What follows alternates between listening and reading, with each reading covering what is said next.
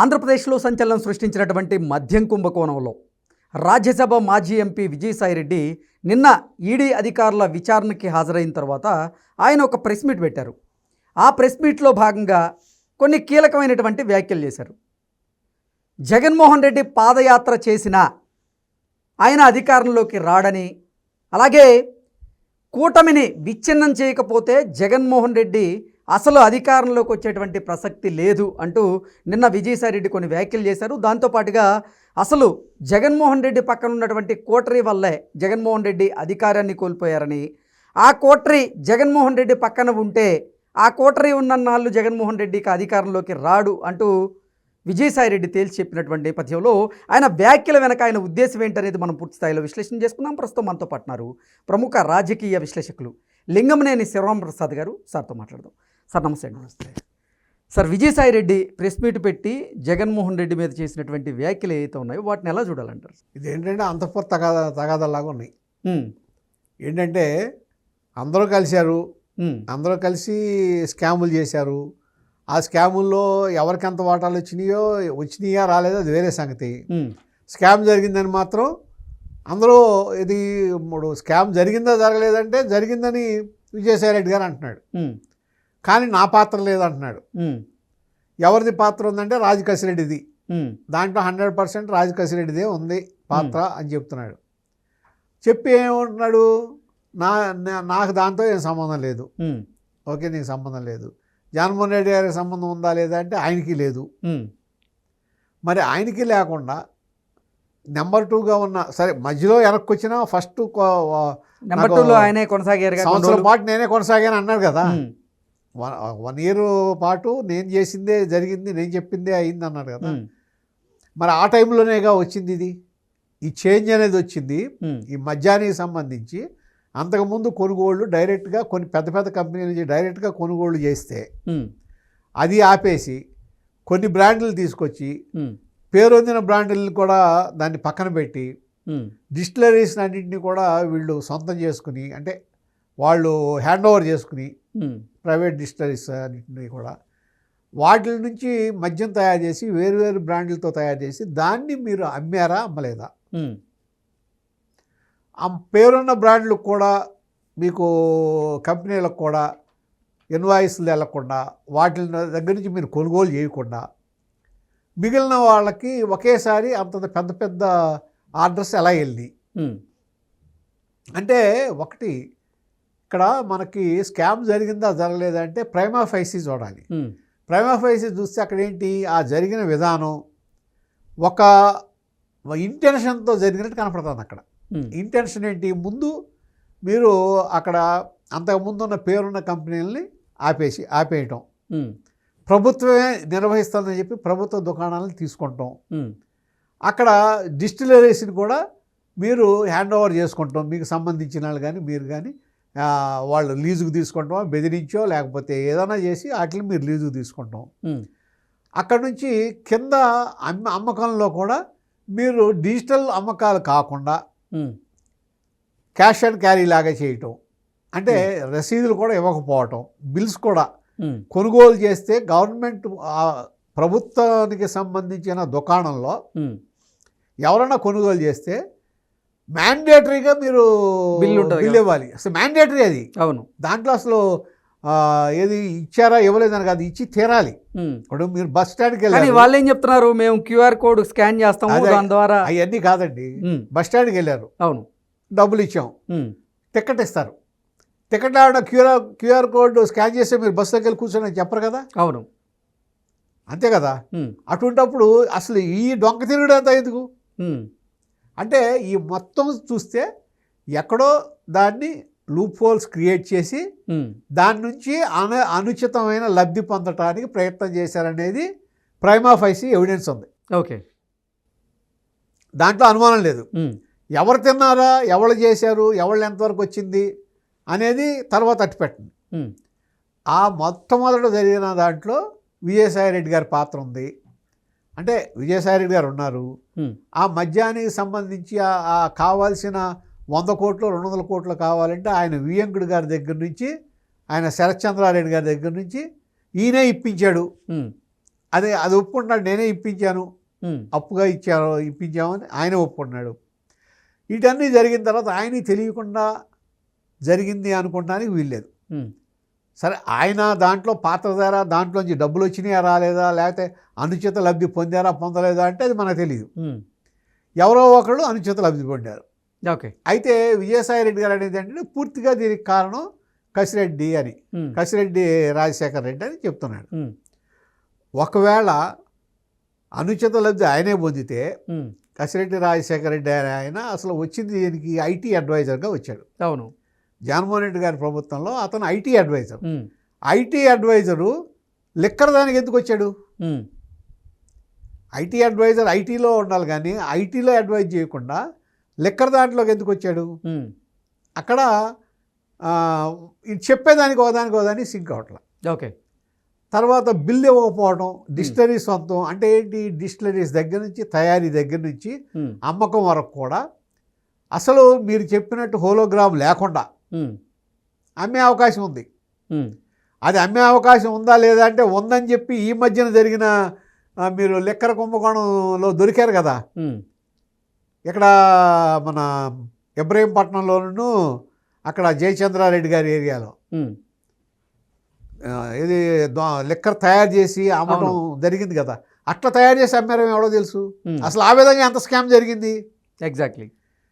ఈయన అన్నదేంటి, నాకు సంబంధం లేదంటే ఒకవేళ ఎవరికి సంబంధం, ఎవరి దగ్గరికి వెళ్ళి ఎవరు తిన్నారు. అంటే నిన్న విజయసాయిరెడ్డి చెప్పిన దాని ప్రకారంగా అటు విజయసాయిరెడ్డికి సంబంధం లేదని చెప్తున్నాడు, జగన్మోహన్ రెడ్డికి కూడా సంబంధం లేదని ఈయనే చెప్తున్నారు. ఏంటి అసలు ఏం జరుగుతున్నాను అంటే అక్కడ లోపల ఉన్న తన అంతకుముందు ఒక సంస్థానం, ఈయన గ్రూపు, ఎదురుగా కొంతమంది గ్రూప్ చేరారు. ఆయన ఈయన మీద చాడీలు చెప్పి రాజుగారి మనసు ఇరిచేసి ఈయన బయటికి తోసాడు. కాబట్టి ఇప్పుడు ఈ మొత్తంలో ఏమంటున్నాడు, రాజుగారు మంచివాడే, పక్కన ఉన్నాడు ఎదరు అంటున్నాడు. సేమ్ ఇప్పుడు జగన్మోహన్ రెడ్డి కోటరీ వల్లే జగన్మోహన్ రెడ్డి అధికారాన్ని కోల్పోయాడని ఆ మాట అంటున్నాడు. కాకపోతే ఒక్క విషయం మాత్రం నేను వ్యక్తిగతంగా 2019లో జగన్మోహన్ రెడ్డి గారి అధికారంలో రావటానికి ఈ విజయసాయి రెడ్డి గారు చెయ్యని ప్రయత్నం లేదు. ఓకే. ఇక్కడే కాదు, సెంట్రల్ గవర్నమెంట్ నుంచి అక్కడ ఆయన మేనేజ్ చేసిన విధానం, చంద్రబాబు నాయుడు గారికి మోడీ గారికి మధ్యలో గ్యాప్ క్రియేట్ చేయగలిగిన విధానం, ఓకే, ఏ విధంగా అయితే బీజేపీని టీడీపీని విడగొడతాం, ఇవన్నీ కూడా డెఫినెట్గా జగన్మోహన్ రెడ్డి గారి పాత్ర దాంట్లో పెద్దగా లేదు. కానీ అంటే కేవలం విజయసాయి రెడ్డి అటు నరేంద్ర మోదీకి చంద్రబాబుకి మధ్య గ్యాప్ క్రియేట్ చేశారంట. క్రియేట్ చేశారు డెఫినెట్గా.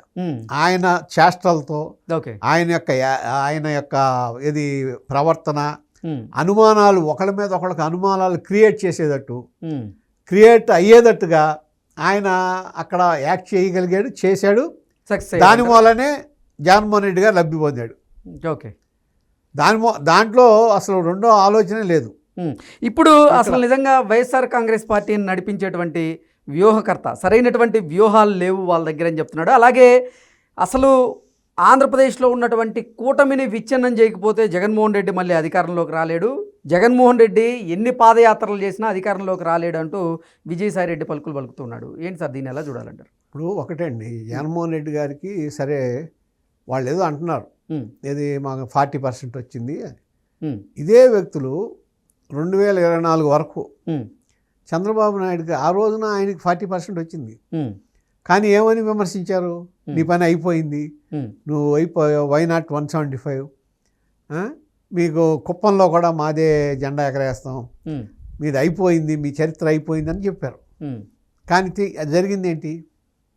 రికార్డు. నేను అనేది ఏంటంటే అక్కడ ఏ విధంగా జరిగింది అనేది వదిలేసి అసలు రాజకీయాన్ని రాజకీయంగా చేయాలి. మీరు రాజకీయం అంటే ఏంటి, అభివృద్ధి, సంక్షేమం, అవును, ఈ రెండింటిని తీసుకెళ్ళాలి తప్ప కక్ష సాధింపు రాజకీయాలు చేయటం అనేది ఎప్పుడు కూడా ప్రజలు మెచ్చరు. జగన్మోహన్ రెడ్డి గారు చేసింది ఆ రోజున కక్ష సాధింపు రాజకీయాలు. కారణం ఏంటంటే సరే ఏదైందో ఏమవలేదో అమరావతి అనేది ఒకటి ఏర్పడింది. అమరావతికి మీరు కూడా అసెంబ్లీలో మాట్లాడారు, తర్వాత ప్రజావేదిక కట్టారు. ప్రజావేదికని పట్టుకుని అక్కడ మీటింగ్ పెట్టి దాన్ని కూల్చేసి ఇది ఎప్పుడైతే ఆయన యాక్షన్ ఉందో అది నెగిటివ్ యాక్షన్ అనేది ప్రజల్లోకి వెళ్ళిపోయింది. ఓకే. ఆ దాన్ని ప్రజావేదికని కూల్చడం అనే దాన్ని చంద్రబాబు నాయుడు గారు ప్రజల్లోకి విజయవంతంగా తీసుకెళ్ళగారు. ఏదంటే జగన్ యాటిట్యూడ్ నెగిటివ్ యాటిట్యూడ్ అని ప్రజలకి ప్రజల మనసులో నాటుకునేటట్టు చేయగలిగాడు.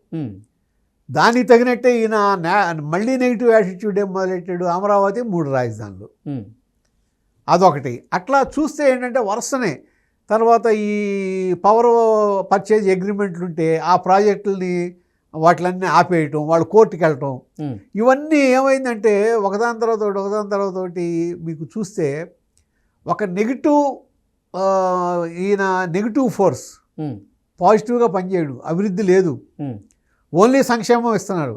సంక్షేమం ఇచ్చి అభివృద్ధిని అంతా ఎందుకు పని రాకుండా చేసి అభివృద్ధిని నిరోధకుడుగా ఉండిపోయి ఈ విధంగా కక్షాదింపు చర్యలు చేస్తున్నాడు. దానికి పరాకాష్ట చంద్రబాబు నాయుడు గారు అరెస్ట్. దాని మీద జనం తీర్పిచ్చారు. అయినా ఇప్పుడు నేను అనేది ఏంటంటే ఆ విధంగా వచ్చింది తప్ప ఎంతసేపు మనం చెప్పుకుంటాం కాదు, ప్రజలు అన్నీ అబ్జర్వ్ చేస్తుంటారు. సార్ 2024లో విజయసాయిరెడ్డి నేను ఒక ఛానల్ పెట్టబోతున్నా అన్నాడు, అది లేదు. 2025లో నేను రాజకీయాలకి దూరంగా ఉంటున్నాను, ఇక వ్యవసాయం చేసుకుంటాను అన్నారు. మళ్ళీ 2026లో వచ్చేసి నేను మళ్ళీ రాజకీయాల్లోకి రీఎంట్రీ ఇవ్వబోతున్నానంటూ విజయసాయిరెడ్డి చెప్తున్నారు. అయితే అతను కూటమిలో జాయిన్ అయినందుకు ప్రయత్నాలు చేశారని, కూటమిలో ఉన్నటువంటి తెలుగుదేశం పార్టీ కుదరదనిందని, అంటే యాక్సెప్ట్ చేయలేదని, అలాగే జనసేనలోకి వెళ్ళేందుకు ప్రయత్నం చేశారని, జనసేన కూడా యాక్సెప్ట్ చేయలేదని, భారతీయ జనతా పార్టీ ఇప్పటివరకు గ్రీన్ సిగ్నల్ ఇవ్వలేదని, మళ్ళీ విజయసాయిరెడ్డి డైలమాలో పడ్డారు అన్నట్టుగా కొన్ని వార్తలు వస్తున్నాయి. ఏంటి అసలు విజయసాయిరెడ్డి మళ్ళీ రీఎంట్రీ ఇస్తే ఏ పార్టీలోకి వెళ్తాడు? ఇవన్నీ సోషల్ మీడియా క్రియేషన్స్. ఓకే. లేకపోతే కొన్ని పార్టీలో మనకు నచ్చకపోతే అవతల వాడిని తీసుకుంటలేదని చెప్పి ఇది ఏదంటే మనం ఒక క్యారెక్టర్ అసాసినేషన్ లాంటిది తప్ప, ఇప్పుడు విజయసాయిరెడ్డి లాంటి వ్యక్తి వెళ్తుంటే పార్టీ చేర్చుకొని అనటానికి ఎంతకన్నా ఎక్కువగా ఎంతకన్నా ఘోరంగా ప్రవర్తించిన వాళ్ళని పార్టీలో చేర్చుకున్నారుగా, ఒకళ్ళ మీద ఒకళ్ళు వ్యతిరేకించిన వాళ్ళని కూడా చేర్చుకున్నారుగా. ఇప్పుడు అట్లా చూస్తే ఉదాహరణలు అన్ని పార్టీలోనే ఉన్నాయి. ఓకే. అదేం ఉండదు. ఆయన అంటే అతను ఇంకా కేసు ఉంది కాబట్టి ఈ కేసు పూర్తి అయ్యే వరకు రాజకీయాల్లోకి రావద్దు అనుకుంటున్నాడేమో. ఓకే. ఎందుకంటే కేసు ఉంది కదా ఆయన మీద, ఇది పూర్తి అవ్వాలిగా. కానీ మళ్ళీ నిన్న ప్రకటించారు కదా నేను రాజకీయంగా రీఎంట్రీ ఇస్తున్నానని. ఎప్పుడు అని చెప్పలేదుగా, రాజకీయంగా రీఎంట్రీ ఎప్పుడు ఓకే అది చెప్పలేదు కదా, ఇస్తానంటున్నాడు. అసలు అది కాదు కదా. సరే, ఒకవేళ రాజకీయంగా రీఎంట్రీ ఇస్తే ఏ పార్టీలో చేరతారు సార్? విజయసాయిరెడ్డి గారికి ఆ స్కామ్లో ఎంతకంత పాత్ర ఉంది. ఓకే. తక్కువ ఉందా ఎక్కువ ఉందా, మొదలెట్టినప్పుడు ఉందా తర్వాత ఉందా, అదన్నీ కాదు. ఎందుకంటే దానికి సంబంధించి కొన్ని కార్యకలాపాల్లో ఈయన పాత్ర ఉంది.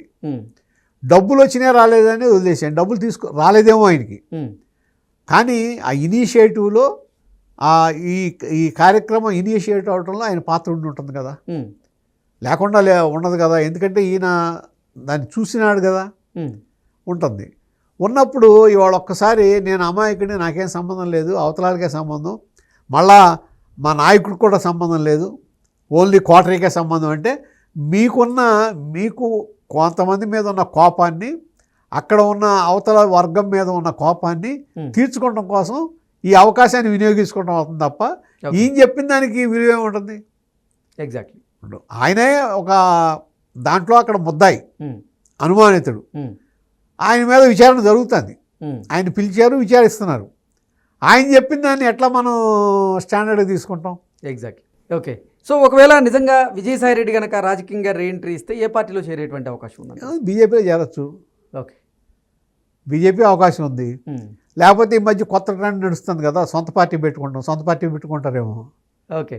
సొంత పార్టీ పెట్టేటువంటి అవకాశం ఉంది. ఏమో ఎవరు చెప్తారు. లేకపోతే కాంగ్రెస్ పార్టీలో చేరచ్చు. లేదు, మళ్ళీ జగన్మోహన్ రెడ్డి పార్టీలో, కాంగ్రెస్ పార్టీలో చేరితే వ్యాఖ్యలు చేసి ఉండొచ్చు అంటారా? నేను అనుకోవట్లా.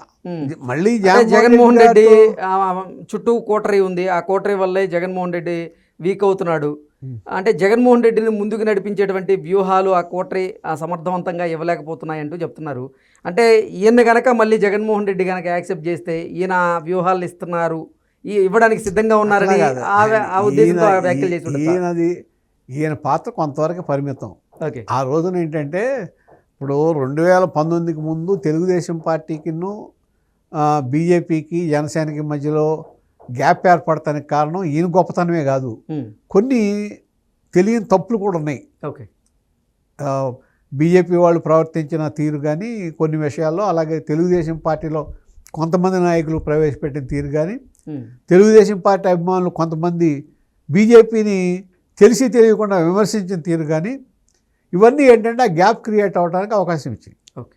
ఈయన ఒక్కడే గొప్పతనం అని, ఈయన ఒక్కడే ఏది చక్రం తిప్పేసి మొత్తాన్ని ఇది చేశారని కాదు, కాకపోతే అనుమానాలు క్రియేట్ చేయడానికి ఒక ప్లాట్ఫామ్ ఏర్పాటు చేయడానికి ఉపయోగపడ్డాడు ఈయన. ఓకే.